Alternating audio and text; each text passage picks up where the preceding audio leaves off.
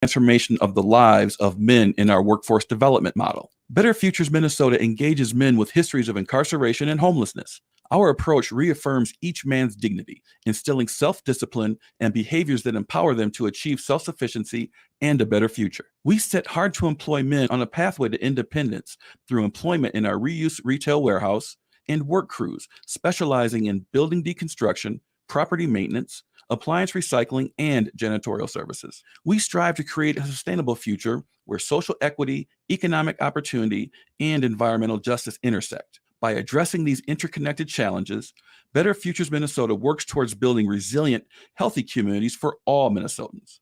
We believe that true sustainability can only be achieved when all members of our community can thrive. Join us in making a difference. Visit us at betterfuturesminnesota.com and donate today. For nearly 10 years, Make Voting a Tradition has empowered Native American communities by bringing friends and families together to talk about important issues. NVAT is increasing voter turnout and ensuring Native voices shape the future. This election season, skip the crowds and vote early in Minnesota. Elders and busy voters can vote in person before Election Day. Find your early voting location at sos.state.mn.us. Let's make voting a lasting tradition for generations to come.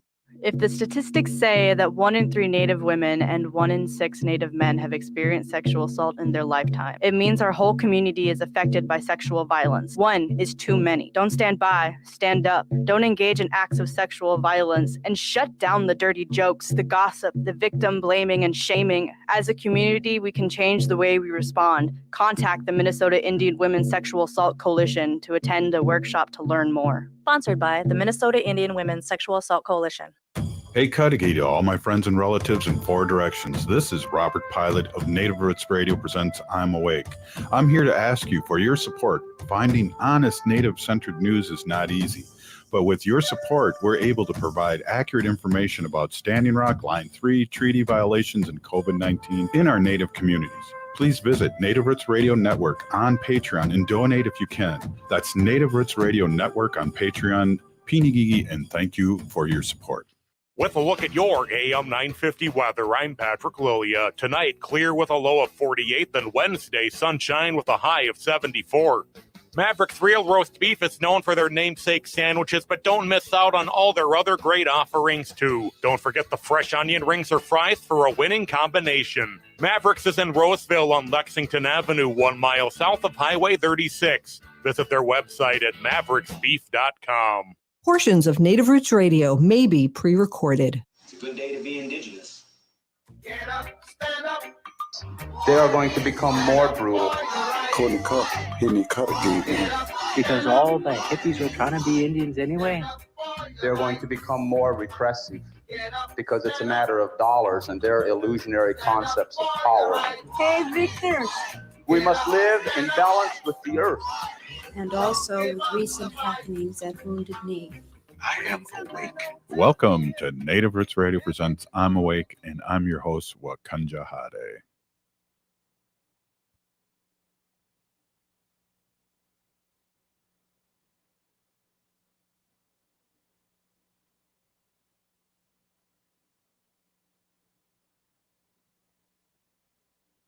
I think Robert's muted.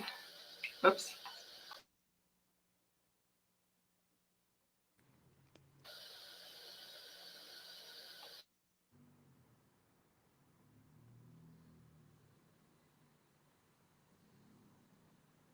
Or chat online at strongheartshelpline.org. Hey, Ruth, are you able to hear me?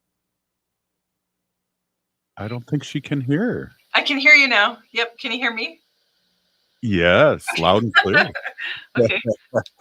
Hey, well, hey, this is live, but can we start over? No, just kidding. Oh, hey, we're here with Ruth Buffalo and Sarah Carlson of Minnesota Indian Women's Resource Center.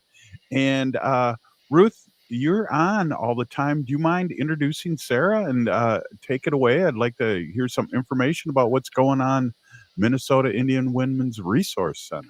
Sure. Dosha and Madzigadad, thank you for having us, Robert and Haley. I am so honored and proud to represent MIWRC here, but also honored to introduce an amazing staff member, Sarah Carlson, and I'll let her introduce herself.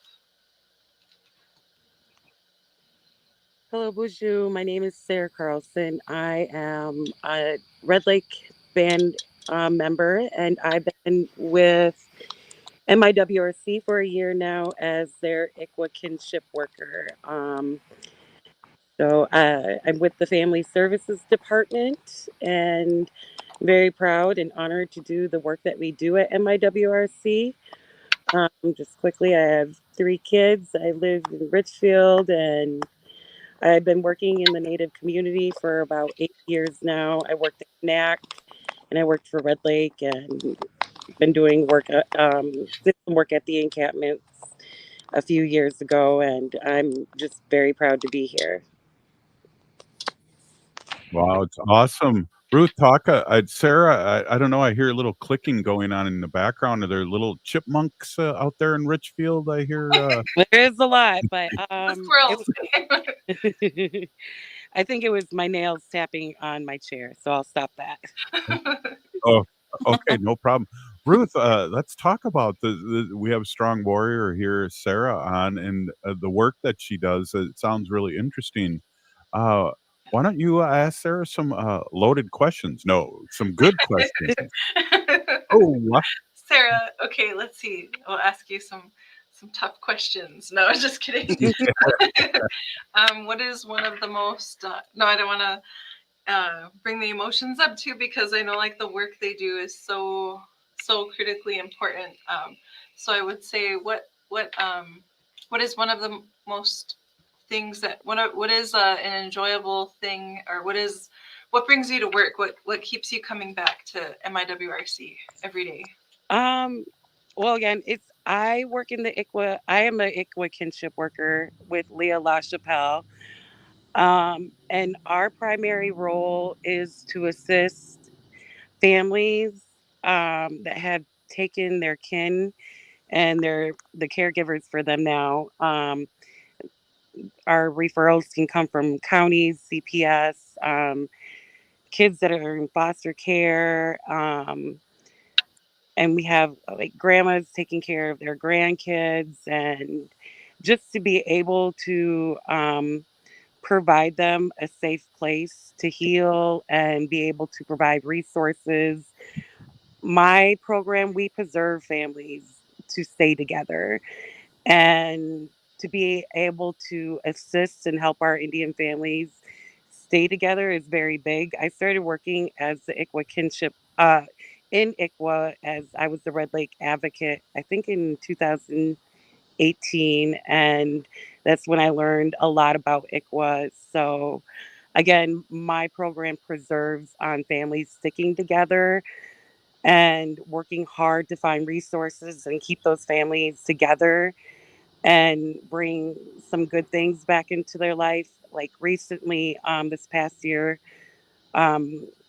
MIWRC and Family Children's Services did like a ribbon skirt making event for our families and their grandkids and their kids. We had a lot of women come back into MIWRC, and it brought back just so much positive energy and good spirits and good vibes, and just the love that we were bringing to these families. And a lot of my grandmas that are in my program, a lot of the aunties, they actually came and they made ribbon skirts for their granddaughters and their grandkids and ribbon shirts. So it's nice to be able to hold on to our culture and provide those specifically cultural events for them. I see a lot of love and laughter in our program. There's struggles, of course, things in the background. Some of the caregivers have actually lost their, daughter or son, and that's why they're taking care of their grandkids or their kin. And, you know, just being able to provide those resources and refer them out and help them and heal, that's one of the biggest things for me and what makes me happy. And I see it in others that work with the Family Services Program at at MIWRC. At MIWRC. We have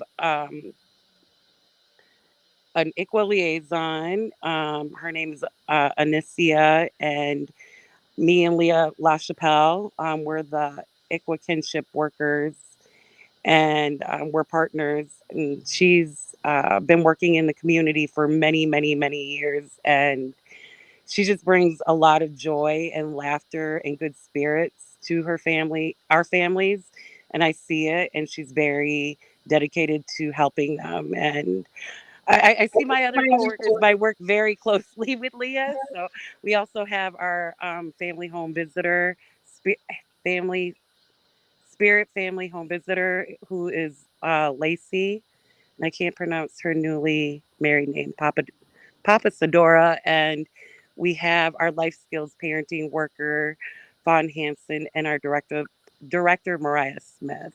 So we all work as a team and bringing these culturally specific events to our families, providing them with resources, reunification. We preserve for them to stay together. We have lunches that and dinners that we have with them. We cook for them, and just sharing that space with them and seeing the good things that we bring into the other people's lives. And that's what I really like my job right now at MIWRC, and I'm happy to be there and with all my coworkers as well. That's awesome. Ruth, could you explain? Some people might not know what ICWA is because we're all over the Turtle Island and we have many different listeners. Maybe you could just tell everyone what ICWA means and stands for. Sure. The ICWA, the acronym stands for Indian Child Welfare Act. And gosh, I think, was that put into place? I know there's all these different clusters of acts that went into place around the same time, like the American Indian Religious Freedom Act was 1978, and was ICWA enacted at the same time, I think? Yeah, right around the same time, shortly after. Yep. So it's so interesting, the different federal things that happened at the federal level, but essentially the Indian Child Welfare Act in a nutshell was to keep families together, keep children with Native children with Native families. Absolutely. Hey, we're here with our friends from Minnesota Indian Women's Resource Center. We're going to take a quick break and come right back. This is Native Roots Radio. Oh, The city of Minneapolis is now on Native Roots Radio with Minneapolis AIR. AIR stands for American Indian Relations. Guest host Christine McDonald talks to people about important things affecting the city's Native communities. Minneapolis AIR dives into topics like public safety, public health, elections, and so much more. Tune in to Minneapolis AIR on Native Roots Radio from 5 to 6 p.m. on the second Wednesday of every month, right here on AM 950. As we age, it's important to invest in our health and to help protect it. Like the flu, COVID-19 is always changing. That's why it's important to stay up to date on your vaccines. By getting the flu and COVID-19 vaccines, you can renew your body's defenses and lower the risk of getting sick. Get your health boost and protect yourself against the flu and COVID. Find vaccines near you at vaccines.gov. Again, that's vaccines.gov. Vaccines.gov. Make voting a tradition empowers Native American communities through civic engagement. For nearly a decade, MVAT has increased voter turnout by encouraging friends, family, and neighbors to get involved. By building trust and community engagement, MVAT ensures Native voices help shape the future. This election season, voting is easier than ever. Minnesota voters can cast their ballots early so elders and busy voters can avoid the rush of Election Day. Find your nearest polling location at sos.state.mn.us and let's make voting a tradition for future generations. The Minneapolis Institute of Art is featuring the art and legacy of Jody Falwell, a groundbreaking potter from Cabo Owinga, New Mexico. Over the past 50 years, Falwell has revolutionized Pueblo pottery and native art by weaving in personal, political, and social stories into her pieces. Her exhibition titled Opawa Omung shows the incredible range of her work and the impact she's had on both native and contemporary American art. You can check it out at MIA through January. For more info, visit artsmia.org. Anine, I'm Lieutenant Governor Peggy Flanagan, and you are listening to Native Roots Radio. Welcome back to Native Roots Radio presents I'm Awake, and this is Robert Pilot. This portion of the show is supported by the Minnesota Indian Women's Sexual Assault Coalition. Hey, we are here with our friend Ruth Buffalo and Sarah Carlson of Minnesota Indian Women's Resource Center. We're talking about all the really cool things that Minnesota Indian Women's Resource Center does. And I'm wondering, Sarah, if you or Ruth could talk about who's eligible for all this fun stuff and activities that you do. Sorry, I just seen that question too. There isn't any eligibility. I mean, if somebody says that they want to be a part of our program, we take them in and we do an intake. And again, like I said, we supply the resources and just help as much as we can, but there's no eligibility. Like some, yeah, there is just for my program, the ICWA kinship program, there isn't any eligibility. Cool. Yeah. Ruth, anyone can join, and that's what's a great thing about, you know, what your work is and what you stand for is there is no checking your res ID card or anything like that. If you need help, right? Right. Yes, for sure. Because we're the Minnesota Indian Women's Resource Center, and we're serving, American Indian women and their families. Awesome. So, what else would you like our listeners to know, Ruth? Gosh. And then grill Sarah and. Oh wow! No, I'm just super super proud to be a part of an amazing team that does such important heart work every single day. Our staff have such big hearts. They're just beautiful people, and I'm super proud to be a part of their team. And so I know the weather is changing, and so we are going to be hosting a winter coat drive during our fall market, which is scheduled for November 1st. So I'm going to turn it over to Sarah and say, a question for Sarah. How's it going? Are there many vendor requests for the fall market of November 1st? We do still have a lot of openings for vendors to come and show off your artwork and sell your work and stuff at our fall market on November 1st. Leah LaChapelle and Marion Wright, who works in our drop-in center, will be making the fry bread. We're going to have a fry bread taco sale that day as well. And some chicken wild rice egg rolls. I think we're going to do pork as well. And I think the rice is coming from Leech Lake for those egg rolls. I'm not sure. I'll have to check with Leah. But it's not Red Lake wild rice. Let's see. We have that. And we would like to, we'll be taking donations for hats, jackets, gloves, snow boots for MIWRC, as we have other programs and client relatives that may be in need. So looking forward to another community event at MIWRC. It feels like it brings a lot of love, laughter, and good spirits, the cooking and the smiles and the fellowship and seeing our relatives and the community together. So Friday, November 1st. I'm excited to get one of those sacred egg rolls. That sounds totally delicious. Oh, wow. Yeah, I've heard nothing but great things about those egg rolls. Are those made by Leah? Yes. Yeah, they are. Yeah, I told her we have to double our order this time. We sold out in like less than 2 hours the last time. We rolled 200 of them. Dang. Wow. They must be some good egg rolls. That's awesome. Oh, we just lost Ruth. So now it's up to us to grill you. No. It's just she must have accidentally exited out.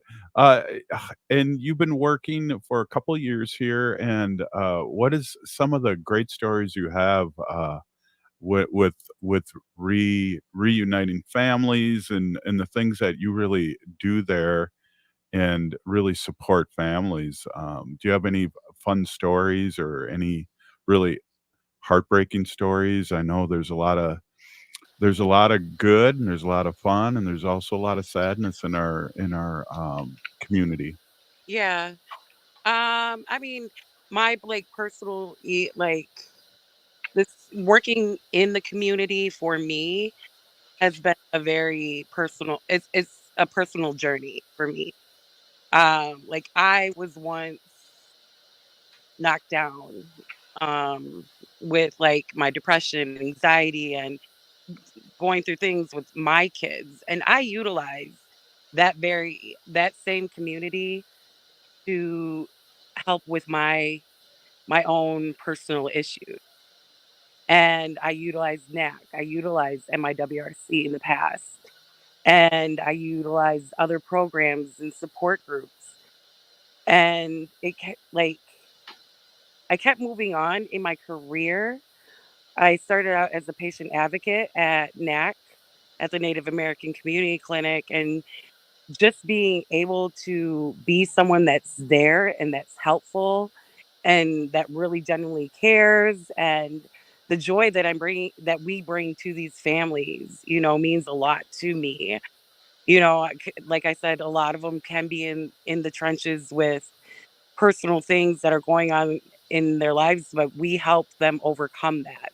There is a way. There is a way. Like, and there is so many resources out there, and there's so many people that support and offer that help. Like, it's there. And I just am proud to be in this community working and helping and doing my part. It took a whole village for me to get back on track. And like I said, I utilize NAC, and culturally specific programs was big for me. You know, my therapist, I went through 3 therapists. The first one didn't understand me. Second one was trying to give me like anxiety meds and depression meds. The third one, I walked into the Native American Community Clinic, told me her name, she told me where she was from, and she said, "Would you like to smudge?" So just our ways and our values and our traditions go a long way. And I only hope to bring that kind of healing and services back into MIWRC and help our families and be a good support and a good relative.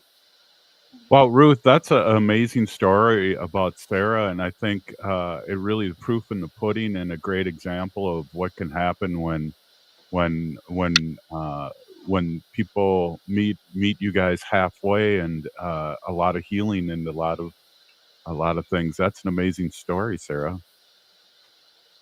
Yes, we're blessed. We're blessed to have Sarah on board. She's an amazing, beautiful mom and leader in our community. So yes, we're super blessed to have her on board, and just yeah, super proud. And there's the director of family services, Mariah Smith. We have to get her on here. Yeah. Yeah. He gave you 3 hearts there of people that are watching this on Facebook and YouTube. That's 3 more. That's 3 more than I usually get. So that's pretty awesome.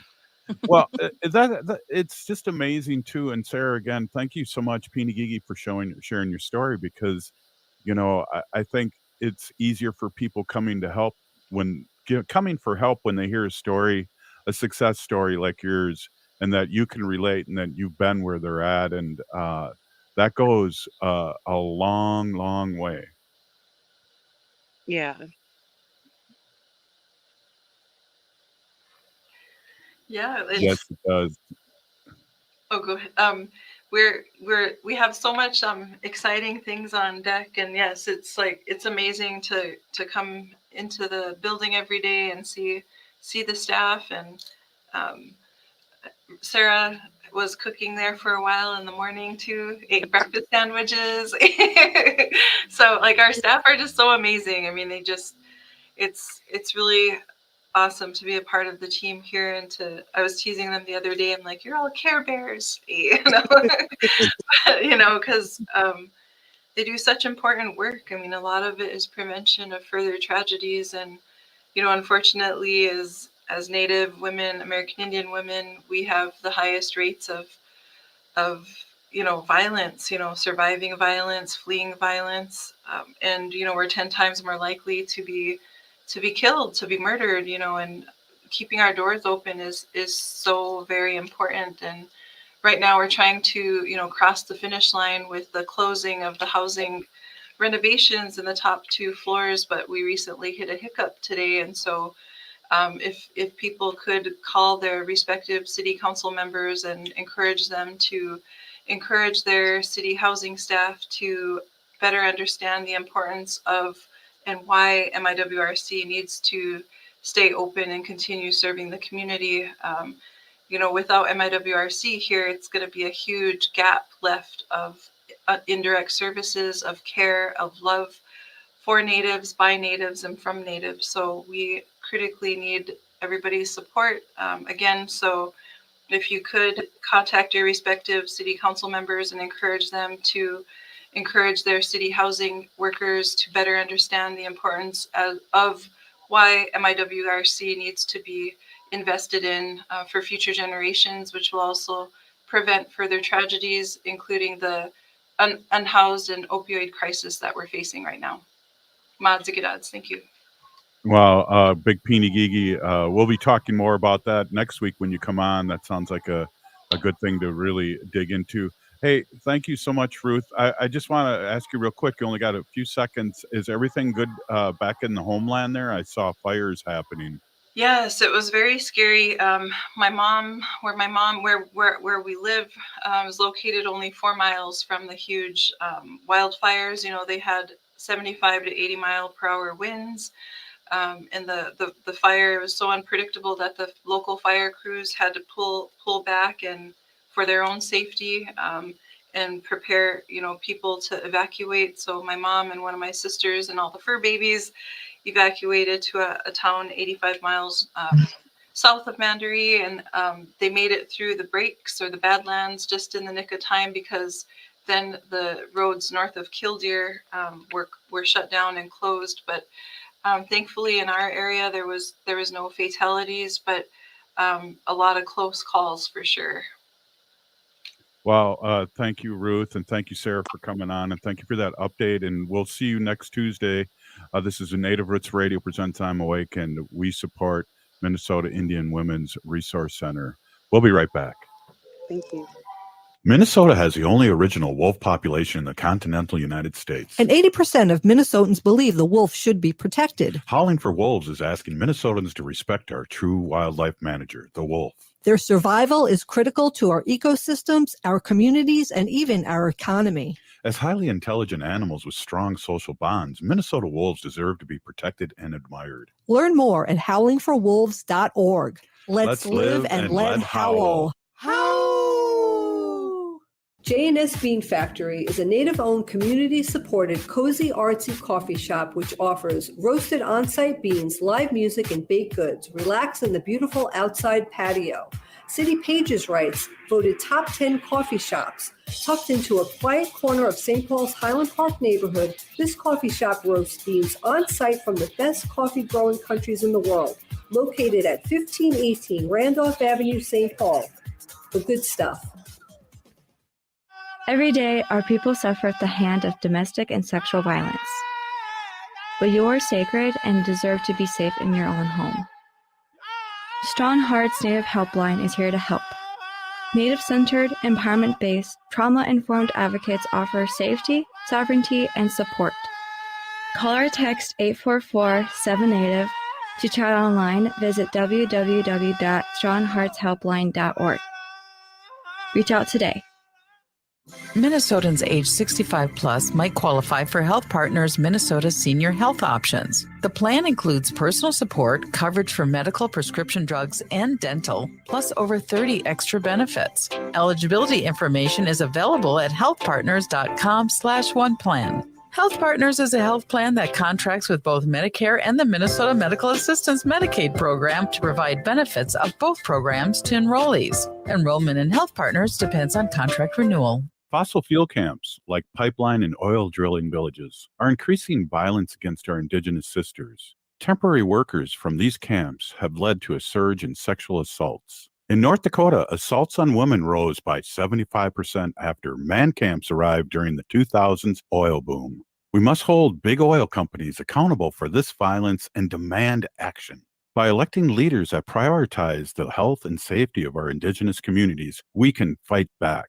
Our vote is our voice. It's time to use it to protect our people, stand up for climate justice, and ensure a safe future for our next generations. Make voting a tradition, or MVAT, is about strengthening our Native communities. MVAT is here to boost our voter turnout and spark important conversations about the issues that matter most to us. Find your early voting location at sos.state.mn.us. Let's make voting a tradition so we can fight for the safety of our communities. Are your remote workers putting your company at risk? Not sure what steps to take to secure your data?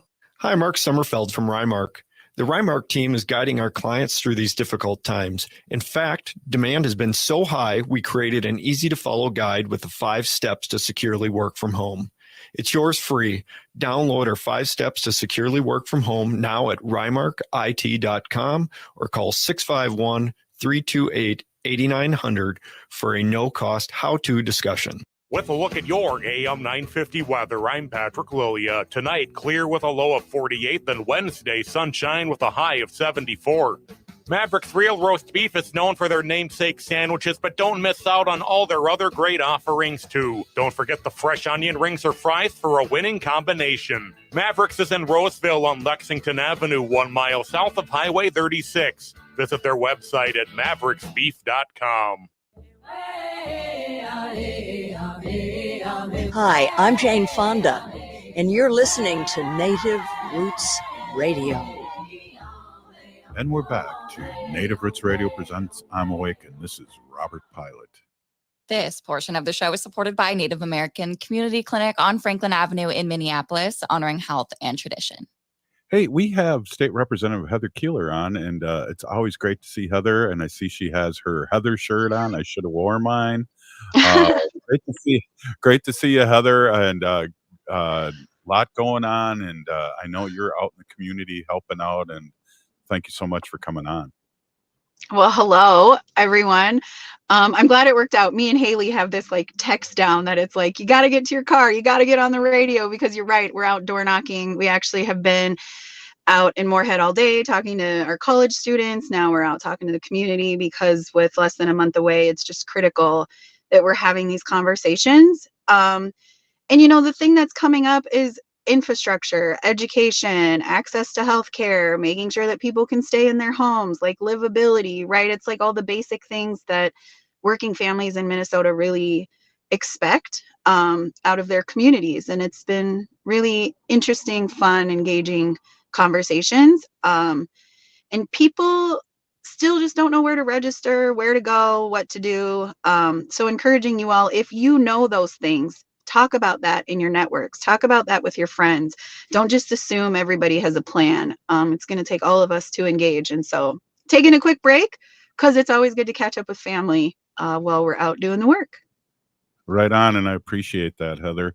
And, you know, Wendy and I are, Wendy just got back from New York, so we're going to get out and vote. And so we're able to help people and form a plan, because it's so important. And, you know, one of the things that you said a couple of shows ago, which kind of struck me and I've been repeating, is that, you know, it's a different election, but, you know,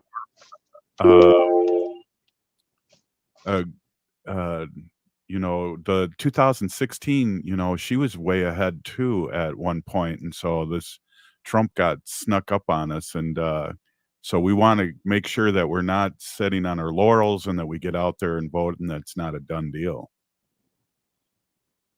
Yeah, I think that's true. I think also the perk of me being in my car is you hear all the messages that come in to my, sorry, that's me. That's how busy I am in my life. Can't talk to me on my phone without the messages, but you're right. I think everybody's under this assumption that it's just in the bag, and it's never an assumption, all the way up until the time that the polls close on election day.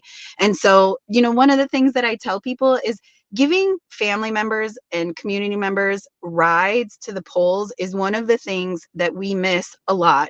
People want to go, people want to engage, but maybe they just don't have a way to get there. So I have voted early for a couple of reasons. One, my son was old enough for the first time to vote, so we went in and did that together while he's off at college. But I voted early so that I'm available to help people on the day of election. And I would encourage anybody who has the capability to do that, Vote early, get your ballot in, it's counted, it's there. Now go out and help your community, because everybody's been saying it. We are only going to win if we invest in this effort together, making sure we reach out, have conversations, give the rides, do the reminders, don't assume that we're safe, because that's a really scary assumption to make. Absolutely. And, as you were talking, I'm thinking, geez, I'm going to blast it out a couple days on Facebook and the other social medias and ask if people need a ride to the polls. And that might even be a thing to do even a couple weeks before the election too. Yeah, because people have early voting sites. I know out at our tribal nations, we actually passed a law this last year that said every tribal nation is allowed one pop-up site early. Every county has to provide that for them. So I know like Red Lake did theirs on the 2nd. They got almost 100 voters that day.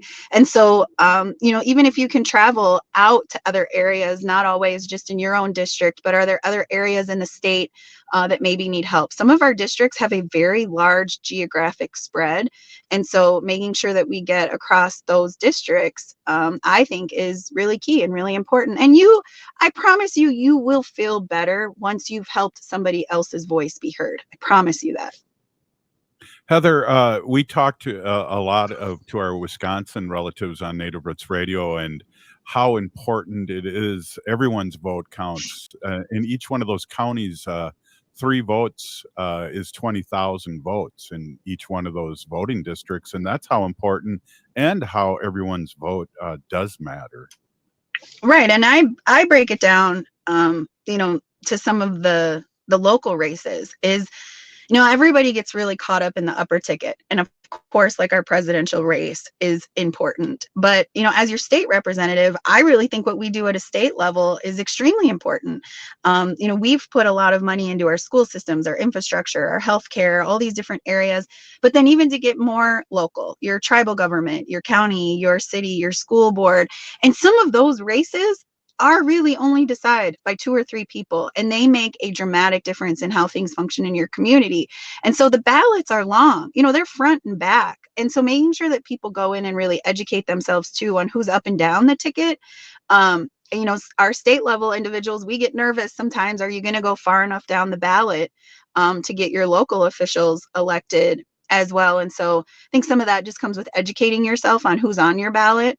There's a lot of places you can go to learn, because it's one thing to just be a voter. I think it's another thing to be an educated, engaged voter. So we know who's on the ballot, what they stand for, because just because they're a Democrat, doesn't mean that they completely align with all of our values. And so having those honest conversations is really important and is really powerful, so that we, as the people, put people in charge of decisions that we like.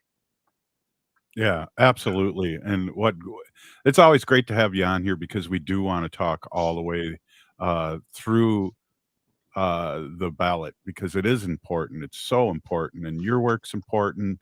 The work that you've done in the last couple cycles, because of how you being voted in, but also having the trifecta and be able to move maybe more people more progressively by giving them information and Democrat, like you said, a Democrat is a word, but it's also, we're progressive too here on Native Roots Radio. Oh wow. And we lean into that. It's been really, our governor is on the ticket as the VP because of the work that you all voted Minnesota legislators to go do. And that's what I try to say. Like, that's the power of politics in Minnesota. Is if you look at the last 3 election cycles, we have brought in, one, not only progressive, but a wide variety of individuals that have come in. Like if you look at the Democratic side in the Minnesota House of Representatives, it reflects what Minnesota looks like. And I think that is key and that's important. And that's why we've been able to push some progressive things through our party. You know, like one thing I want to talk about, because like, of course I want to talk about it, is one of the things we were able to do in the legislature that I take a lot of pride in because it was like my thing, is making Indigenous Peoples Day a state recognized holiday. And I'd like to share that story because that is the power of politics. I was an Indian education liaison in 2018, and my kids had been asking us, we want to do something cool for Indigenous Peoples Day instead of that other holiday. So as a liaison, it was my job. I went and I talked to the superintendent, who is still currently our superintendent here. And he flat out told me we would never do that unless it was a city or state recognized holiday. And to any of our listeners or viewers, to keep in mind, politics was never anything I ever wanted to be a part of. I deeply understand that this system is the system that was created to try to eliminate us, and still, I think, tries to eliminate us as Indigenous people. But once he said that to me, it kind of sparked this like, oh, bet, now I know what I need to do, right? And so in 2019, my son DJ joined me. We advocated and made it a city recognized holiday. And then when I came in as an elected official, this was on my list of things to do.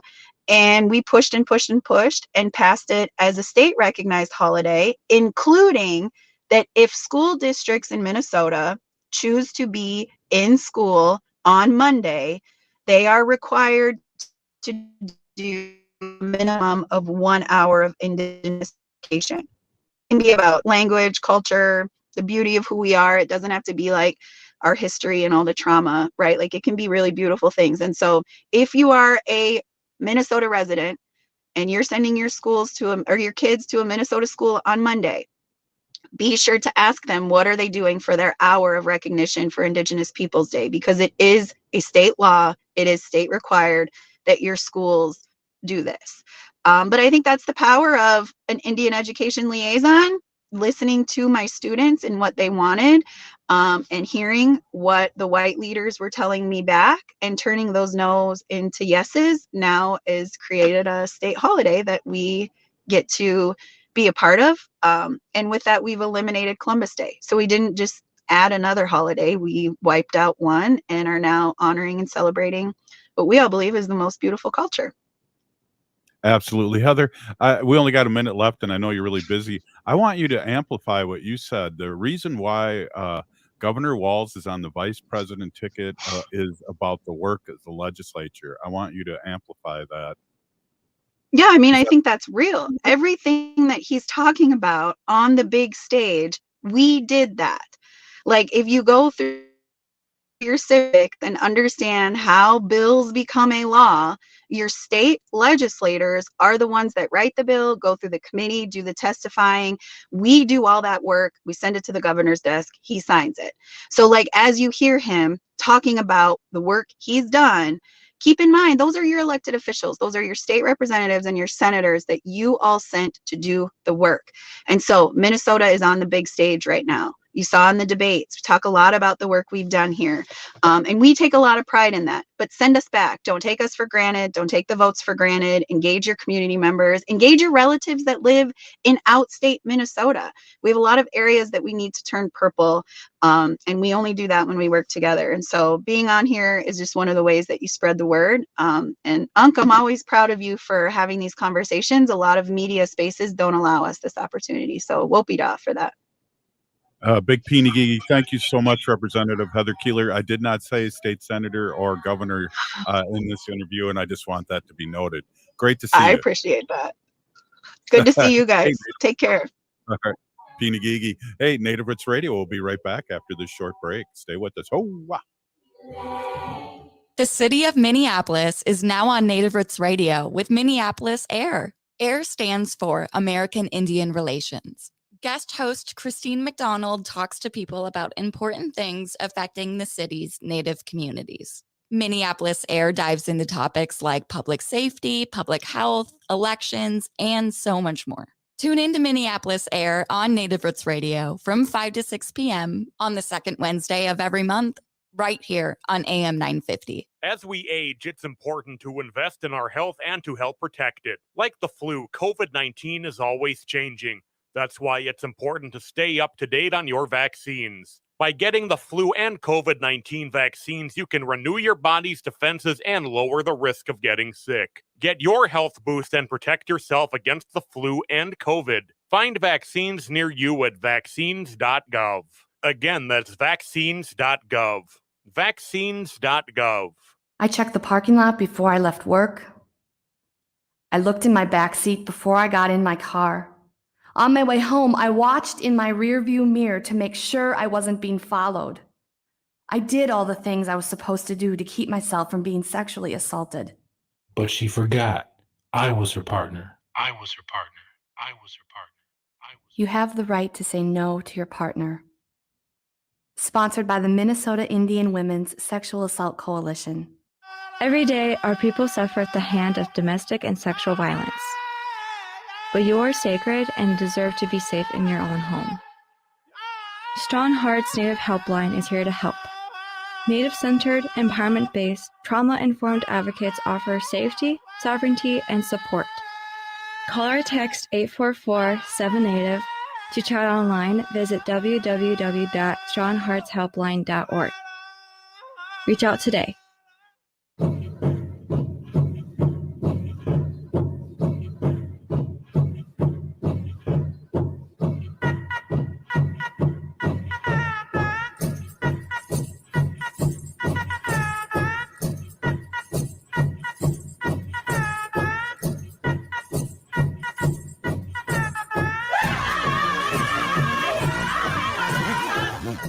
Welcome back to Native Roots Radio presents I'm Awake, and this is Robert Pilot.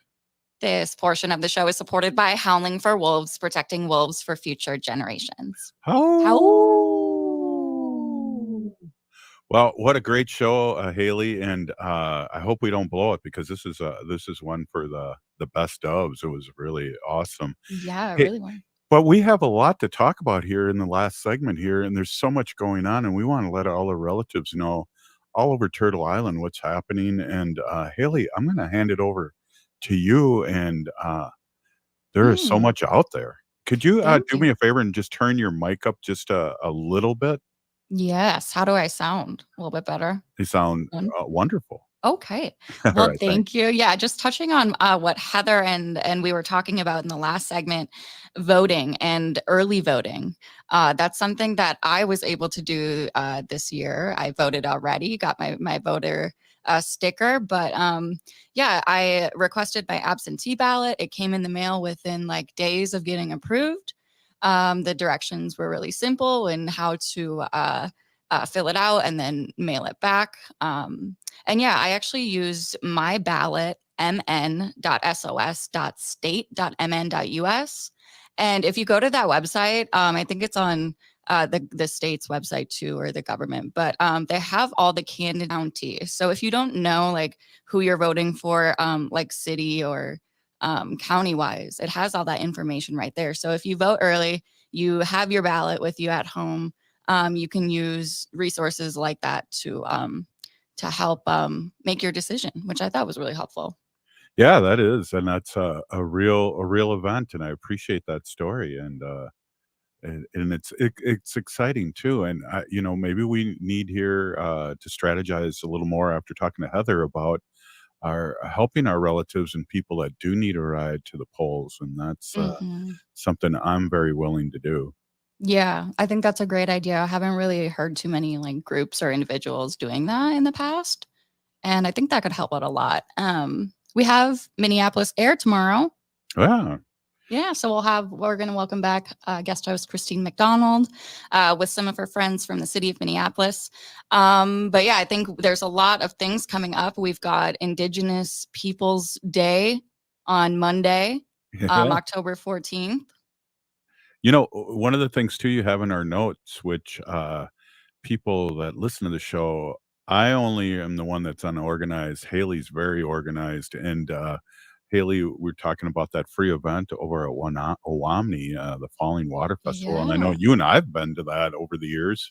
Yeah, that's a good one. So coming up this weekend, before we get to Monday, we've got this free family event in Minneapolis. It's the Owamni Falling Water Festival, and this will be Saturday, October 12th. It's at the Waterworks and Mill Ruins Park in Minneapolis from 1 to 5 p.m. Again, it's a free family event.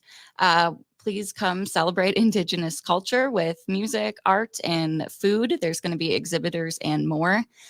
This year's Owamni Falling Water Festival is sponsored by the St. Anthony Falls Heritage Board, the Minnesota Historical Society, our good friends over there, and also our friends at the Minneapolis Parks and Recs Board. Wow, that's exciting. And I want to amplify too that what Brooke's doing over there in St. Paul during what she calls Indigenous Peoples Weekend.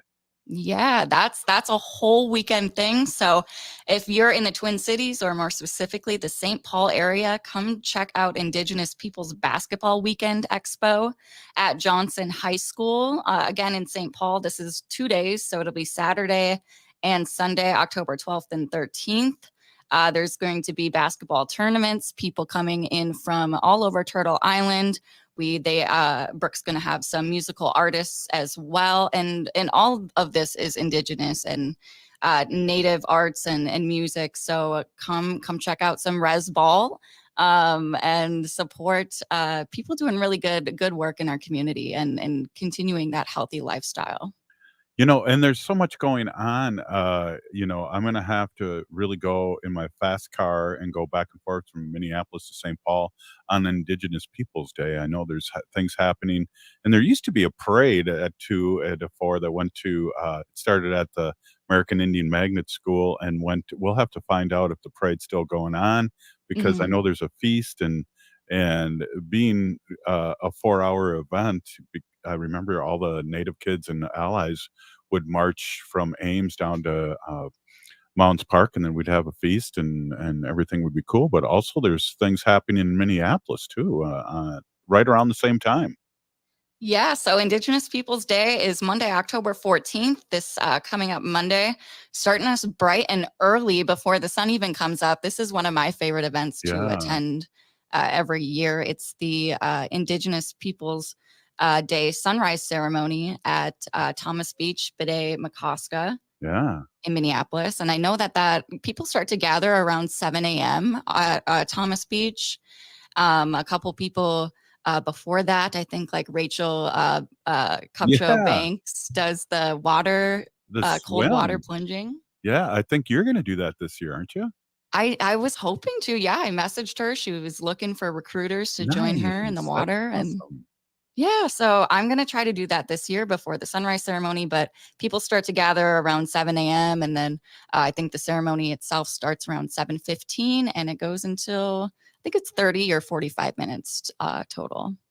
Yeah, it's very cool. It's a good way to start the day, and also get centered on what the day is really about, because we joke, Haley, that every day is Indigenous Peoples Days for us, and Nina said, let's have an Indigenous People Year. We appreciate that. And we agree.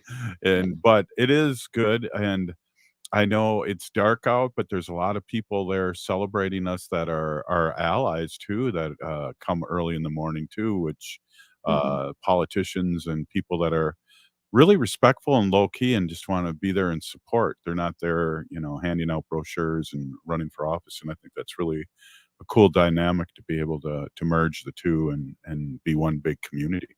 Yeah, yeah, and it feels more of like a family kind of vibe at the sunrise ceremony. Yeah. You're waking up with each other, you're having coffee, you're having breakfast with each other.